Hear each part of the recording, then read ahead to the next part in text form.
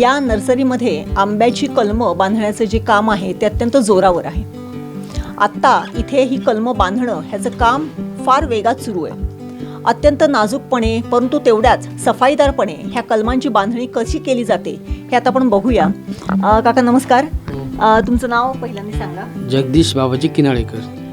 बरं, आता ही जी तुम्ही कलमं बांधताय म्हणजे मी आता मगासपासून बघते तुम्ही एक फांदी घेताय, त्याच्यानंतर हे एक प्रकारचं हे झाड घेताय, हे छोटंसं जे आलेलं आहे ते, आणि त्याच्यामध्ये कट करून ती फांदी घालताय. नक्की काय प्रकार आहे हा? कशा पद्धतीचं कार्यकरण असतं? हे आहे की कोई कलम म्हणतात त्याला. ही लोकल बाटा आहे हा, आणि ही मातृक्षाची काडी आहे केशर.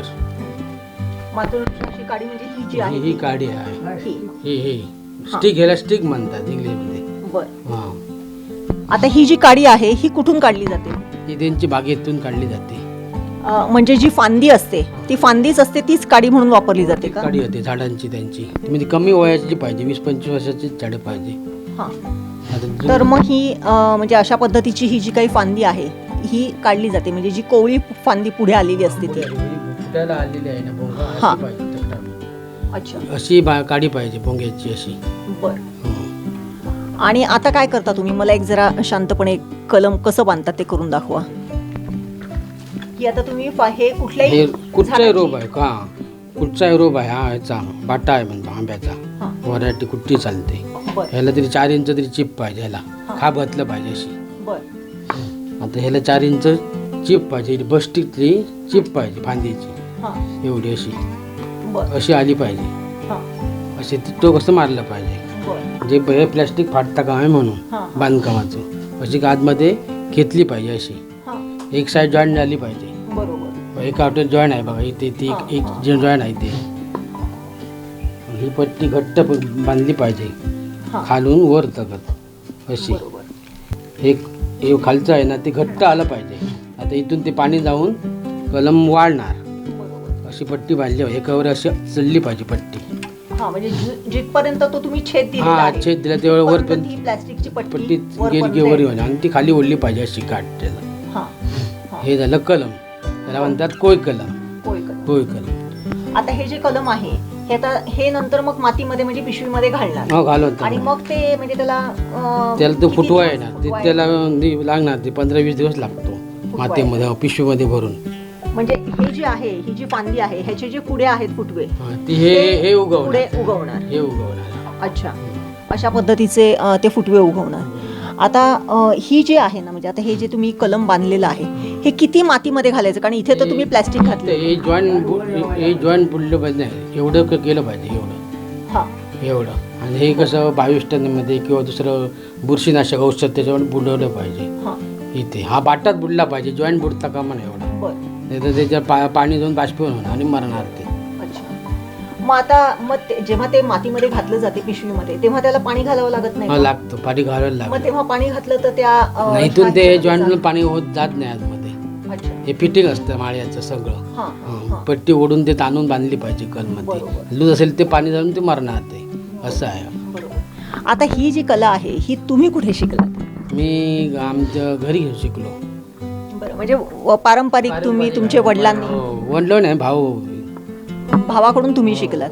आणि अशी आता किती ठिकाणी म्हणजे आता इथे तुम्ही बांधता, म्हणजे अशी ह्या मोसमामध्ये तुम्ही कलमं बांधत असता? 3-4 महिने बांधत असतो. आता तुम्ही जे म्हणालात की ही कोय कलमं आहेत, या प्रकारची आणखी म्हणजे कोय कलम आणि काही वेगळं कलम असते का? शेंडे कलम असतं, काजूचं शेंडे कलम असतं, आंब्याचं शेंडे कलम असतं, भेट कलम असतात, गुट्टी कलम असतं, खुंटी कलम असतं, असं आहे. खूप प्रकार आहेत का. मग त्याची प्रत्येकाची बांधण्याची पद्धत वेगळी अलग अलग आहे. हे आहे हे कोय कलम आहे. शेंडे कलम असत बांधतं, पण ते रोप काजूचं आतमध्ये पिशवीमध्ये उगवतं आणि नंतर त्याला 20 दिवसाने 15 दिवसाने फांदी डेपोलेन करते काजूची, मातृक्षाची काजूची, आणि ती मग ती रोपाला बांधली पाहिजे. पिशवीमध्ये असतं. हे काही डायरेक्टच असतं. हे काम सोपं पडतं ना, त्याच्यामुळे हे कसं कोय कलम आता सीझन मे महिन्याचा आहे ना, याला फोटो जादा आहे, लवकर जगतात कलम, जास्त फोटो. बरोबर. आणि नंतर मग 45 दिवसानंतर जेव्हा त्याला चांगली पालवी वगैरे फुटली की मग ती कलमं शिफ्ट केली जातात का, म्हणजे दुसऱ्या मातीमध्ये किंवा की त्याच पिशवीमध्ये भरतात? मोठ्या बॅगमध्ये भरतात पिशवीमध्ये. त्याचा रेट अलग असतो. छोटासा कलम याच्या पिशवीमधला रेट कमी असतो आणि मोठ्या पिशवीचा रेट जास्त असतो. आता ह्या ज्या कोयी आहेत की ज्याला हे फुटवे फुटलेले आहेत, हे म्हणजे कुठून आणतात हे कोयी? कॅनिंग रस्ट बनवतात, कॅनिंग फॅक्टरी असते तिथून आणतात सगळे. आणि त्याला काय प्रोसेस असते का, म्हणजे ते ह्याला रुजत रुजत घालण्याची अशी उभीच घालावी लागते. त्याला 22 टीमी धुवून ह्याचा साठा असतो आंब्याचा ना. आता नाही धुलं ते त्याला बुरशी येते याला. आता याला धुवून बिवून परत 22 टने बुडवून परत तो मातीमध्ये असा उभा पुरला पाहिजे. म्हणजे अशी ही प्रत्येक जी आहे ही प्रत्येक मातीमध्ये सरळ अशी बुडवलेली कोय आहे आणि त्या कोयीला आलेला हा फुटवा आहे. अच्छा, अशा पद्धती. तरी दिवसाला किती कलमं केली जातात? किती कलमं करतात? 800-900 बांधतात. सकाळी असलं रोज सकाळी 8 वाजता चालू तर 6 पर्यंत 800 बांधतात. बरोबर. आपण बघितली ही जी काय आहे ही एक आंब्याचा बाटा. जर आपण पावसामध्ये जर बघितलं पावसानंतर, तेव्हा रस्त्याच्या कडेला देखील आता याच्यानंतर अशी सुंदर कोवळी पालवी आलेले हे बाटे आपल्याला रस्तोरस्ती जागोजागी दिसतात. मात्र हे बाटे जे रुजत घातले जातात हे अत्यंत वैशिष्ट्यपूर्णरित्या घातले जातात, कारण ते एक एक बाटा धुतला जातो, तो 22 टनमध्ये बुडवला जातो आणि तो मातीमध्ये सरळ असा रोवला जातो, जेणेकरून त्याला ही पालवी येईल. पालवीचा ह्या रंग जेवढा सुंदर आणि मोहक आहे, तसंच ते कलम बांधण्याची कला देखील सुंदर आणि मोहक अशी आहे. हे प्रत्येक जी काडी आहे ही काडी देखील खूप छान दिसते आणि ही काडी देखील खूप सशक्त आणि सुदृढ अशी निवडली पाहिजे. आपण जर ही काडी जर बघितली तर ह्या काडीला देखील ही काडी देखील सुंदर दिसते आणि हे कलम बांधताना ही जी काडी आहे ही त्यामध्ये व्यवस्थित जर बसवली गेली नाही तर ती कलमं कदाचित पुढे पाणी जेवून किंवा खराब होऊन ती बाद होण्याची शक्यता नाकारता येत नाही. त्यामुळे हे कलम बांधणं हे खरंच त्या माळ्याच्या कसबाचं काम आहे.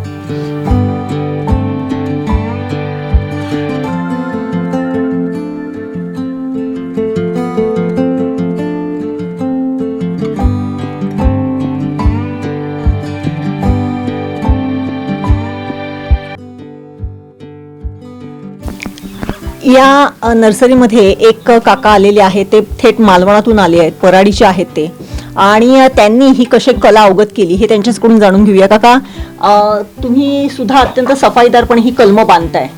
तुम्ही कुठे शिकलात ही कलमं बांधायला? मी धामापूर फलोद्यान नर्सरी. फलोद्यान नर्सरीमध्ये. मग तिथे त्याचं तुम्ही शास्त्रोक्त शिक्षण घेतलं की किती दिवसांचं असते हे प्रशिक्षण? ते 6 महिन्याचं.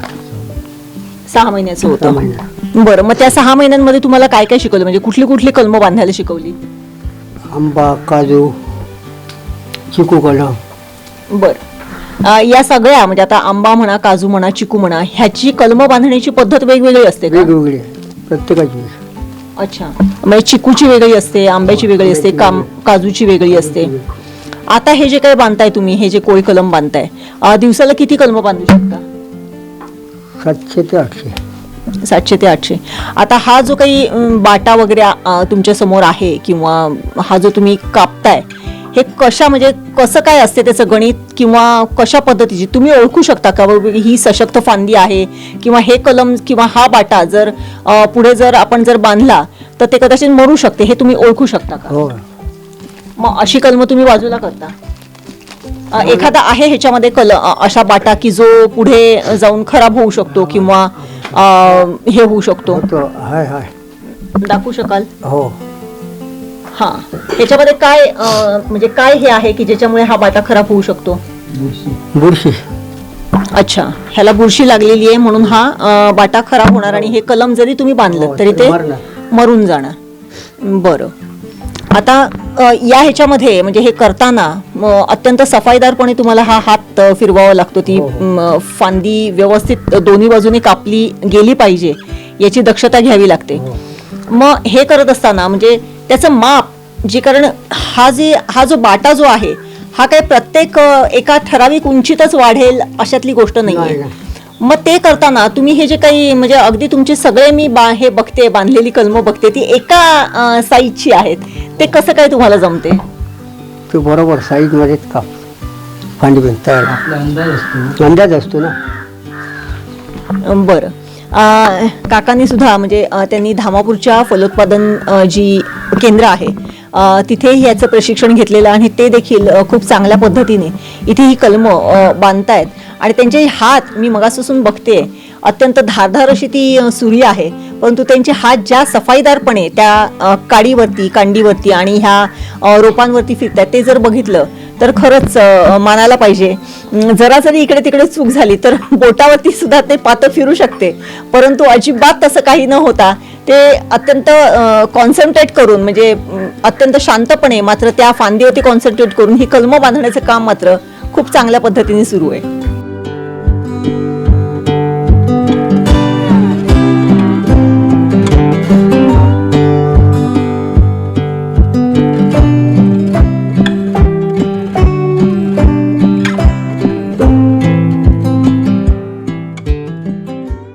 या नर्सरीमध्ये अजून एक माळी आहेत शैलेश काणेकर. ते देखील अत्यंत सफाईदारपणे मगासपासून ह्या कलमांची बांधणी करतायत. शैलेश भाऊ, तुम्ही हे कलम बांधायला कुठे शिकलात? मी खरं तर लहानपणापासून मला ह्यामध्ये खूप आवड. मी लहान असताना आबा राऊळ यांच्या नर्सरीमध्ये मदतीला जायचो. तिथेच असं बघून आबा स्वतः बांधायचेत. आबा म्हणजे हे ह्या नर्सरीचे मालक. तर मी त्यांचं बघून असं प्रॅक्टिस करून स्वतःच शिकलो. बरं, आता हे जे काही कलमांचे वेगवेगळे प्रकार आहेत म्हणजे जसं त्यांनी सांगितलं गुटी कलम आहे किंवा इतर कलमांचे प्रकार, आता या प्रकारामध्ये तुम्ही इतर कलम सुद्धा बांधू शकता का? हो, आणि दुसरे प्रकार आहेत ना ते पण मी बांधतो. फुलझाडांची कलमं सुद्धा बांधली जातात, म्हणजे गुलाबाची कलमं बांधली जातात, अगदी वेगवेगळ्या. आता जास्वंदीची सुद्धा खूप सुंदररित्या कलमं बांधली जातात. त्या कलमांचं आणि ह्या कलमांचं गणित बांधण्याचं काही वेगळं असते का? वेगळं असतं. हो, त्याच्यामध्ये कशा पद्धतीने कलमं बांधली जातात? कारण त्याच्यामध्ये काही बी नसते, बाटा नसतो. हो, त्याच्यामध्ये जास्त फुलझाडामध्ये गुट्टी कलम, गुलाबामध्ये डोळा भरणे असे वेगवेगळे प्रकार आहेत. आता हे जे काही तुम्ही काम करताय हे ही जी काडी आहे ती घेऊन याच्यामध्ये जे बांधण्याचं काम करताय, अशा पद्धतीने तुम्ही दिवसाला किती कलमं बांधता इथे? जो 800 ते 900 कलमं बांधतो. बरं, पण याच्यामध्ये आत्ता म्हणजे हे आत्ताच ही कलमं बांधली तरच त्याला चांगला म्हणजे फूट येते की अजूनही म्हणजे समजा एप्रिल महिन्यात वगैरे सुद्धा बांधायला घेतली तरी त्याचा रिझल्ट असाच येतो? हां, एप्रिल ते मेमध्ये चांगला रिझल्ट मिळतो. नंतर जून जुलैमध्ये थोडा कमी मिळतो थंड वातावरण असल्यानंतर. हां, म्हणजे हे कलमं बांधल्यानंतर जेव्हा ती मातीमध्ये रोवली जातात तेव्हा त्याला उष्णतेची आवश्यकता असते का? उष्णतेची आवश्यकता असते. म्हणजे कशामध्ये ठेवली जातात ती शेड एक 60 बाय 20ची शेड बनवून त्याच्यासाठी वेगळं कापड येतं सिल पॉलिन म्हणून. ते टेम्परेचर त्याला योग्य आहे. अच्छा, म्हणजे त्या टेम्परेचरमध्ये ती ठेवली जातात आणि म्हणजे मग त्याला चांगली फूट येते. चांगला फुटवा येतो. बरोबर. आता ही जर फांदी जी आहे ही फांदी आता ही म्हणजे हा बाटा आहे, हा तर रुजत घातलेला आहे. हां, परंतु ही जी फांदी आहे किती दिवसांची? म्हणजे ही काल काढली तरी चालते की ही आजच्या आजच काढून ती लावावी लागते? नाही, 1 ते 2 दिवस राहते. चांगली ओल्या फडक्यामध्ये गुटाळून ठेवली तर चांगली राहते. बरं, पण त्याच्यापेक्षा जर समजा जास्ती दिवस ह्याला जर झाले तर ती खराब होऊ शकते का? हो, पर्सेंटेजला कमी येणार, कमी टक्के फुटणार. अच्छा, म्हणजे बाकी इतर काय होणार नाही, थोडंसं सुकल्यामुळे थोडंसं पर्सेंट म्हणजे फुटण्यामध्ये कमी येणार. बरं, म्हणून म्हणजे जेव्हा ही फांदी काढून आणली जाते त्यानंतर मग हे कलमं बांधण्यासाठी जरा वेग वाढवावा लागतो आणि लवकरात लवकर ती फांदी कशी संपेल ह्याच्याकडे जास्ती कल देणं आवश्यक असते. बरोबर आहे ना? हो. बरं, एकूणच आपण बघितलं हे तिघही जण आत्ता इथे हे कलमं बांधण्याचं काम अत्यंत जोराने करतायत. ज्या सफाईदारपणे त्यांचे हे कलमं बांधण्यासाठी हात फिरतायत त्याच पद्धतीने त्यांचं म्हणजे ह्या कलमांच्या एकूणच हा जो बाटा कसा आहे किंवा काडी कशी आहे ह्याच्यावरती सुद्धा लक्ष आहे. जर तेथे एखादा बाटा जर खराब असेल किंवा त्याला बुरशी आलेली असेल तर तो बाजूला काढून, काडीसुद्धा जर सशक्त नसेल तर ती बाजूला काढून हे कलमं बांधण्याचं काम त्यांचं अत्यंत सुंदरपणे इथे सुरू आहे. आपण नेहमी बघतो की आंब्याचं अत्यंत डेरेदार असं झाड असते, परंतु या कलमामागे हे हात जे आत्ता इथे काम करतायत हे हात जास्ती महत्त्वाचे असतात. या हातांवरती अवलंबून असते ते झाड उद्या कशा पद्धतीने फळं देणार आहे. आपण आंब्याच्या वेगवेगळ्या जातींच्या फळांची अत्यंत सुंदर चव चाखतो, मात्र ती चव चाखण्यामागे हे परिश्रम या हातांनी केलेले परिश्रम हे कारणीभूत असतात आणि या हातांमुळेच आपल्याला या झाडांच्या आंब्यांची चव अत्यंत चांगल्या पद्धतीने चाखता येते.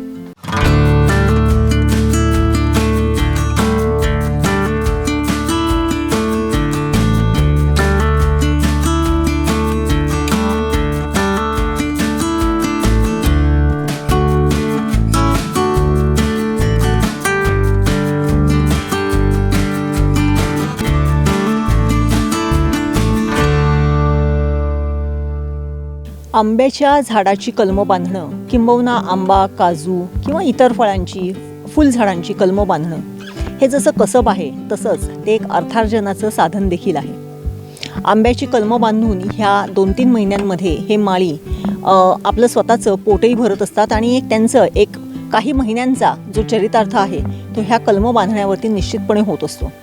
हे जर कसब हाती असेल तर निश्चितपणे त्यांना एक वेगळी वाट या मार्गातून मिळून जाते. अनेक तरुण की आज जे बेकार फिरत आहेत त्यांनी जर हे कलमं बांधण्याचं कसब जर साध्य केलं तर निश्चितच आज आपल्या रस्त्यांवरती जागोजागी आपण जी आकेशियाची किंवा इतर जी अत्यंत निष्क्रिय, ज्यांचा कुठल्याही प्रकारचा उपयोग नाही अशा प्रकारची झाडं बघतो, ती काढून या कलमांची किंवा अशाच पद्धतीच्या जांभूळ, आंबा, फणस या कलमांची जर तिकडे जर लागवड केली तर निश्चितच आपल्या सिंधुदुर्ग जिल्ह्याचं चित्र पुढच्या 5 वर्षामध्ये एक वेगळ्या पद्धतीने बदलून जाईल. आज रस्त्याच्या दुतर्फा आपण बघतो आकेशियाची झाडांची लाईनच्या लाईन असते. पूर्वी ज्यावेळेस आपण गावामध्ये येत असू तेव्हा ह्या दोन्ही रस्त्याच्या बाजूला आंब्याच्या डेरेदार वृक्षांनी आणि त्या वृक्षांच्या सावल्यांनी तो परिसर झाकळून गेलेला असायचा. त्या आंब्याच्या झाडाखाली बसून काही पांथस्थ विश्रांती घेत असत, काही गाड्या तिथे थांबून त्या सावलीचा आस्वाद घेत असत. कधीतरी त्या आंब्यावरती जर आंबे धरलेले असतील तर ते आंबे अत्यंत शांतपणे काढून, कोणाचीही काही कटकट न असताना काढून त्या आंब्यांचा आस्वाद देखील ते जाणारे येणारे घेत असत. मात्र आज आपण या दोन्ही जिल्ह्यातल्या रस्त्यांवरून, कुठल्याही रस्त्यांवरून, अत्यंत ग्रामीण भागातल्या म्हणा किंवा हायवेवरून फिरताना म्हणा, जेव्हा जातो त्यावेळेस दोन्ही बाजूला आकेशियाच्या झाडांव्यतिरिक्त कुठलीच झाडं दिसत नाहीत. त्या व्यतिरिक्त जर या झाडांची लागवड तिथे जर केली, या कलमांचा वापर जर तिथे केल्या तर पुढच्या 2-3 वर्षातच आपल्याला अत्यंत चांगली अशी सावली मिळू शकते, खूप छान अशी फळं देणारी झाडं आपल्याला मिळू शकतात आणि आपला सिंधुदुर्ग जिल्हा एका वेगळ्या गोष्टीने नावारूपास येऊ शकतो. आता आपण बघितलं हे कलमं बांधण्याचं काम ज्या पद्धतीने जोरात सुरू आहे, अक्षरशः 2 ते 2च महिन्यांचं काम असते, परंतु या 2 महिन्यांमध्ये कलमं बांधण्याच्या गोष्टींसाठी लाखो रुपयांची उलाढाल याच्यामध्ये होत असते. निश्चितच हा अर्थार्जनाचा एक विषय म्हणून जर बघितलं तर तरुणांना याच्यामध्ये खूप चांगला स्कोप आहे, वाव आहे. आणि आत्ता आपण बघितलं त्याप्रमाणे जर आंब्यांच्या कलमांची, सकस अशा आंब्यांच्या कलमांची जर पैदास केली तर त्याच्यापासून मिळणारी फळं जी असतील ती देखील तशीच रसाळ गोमटी असतील.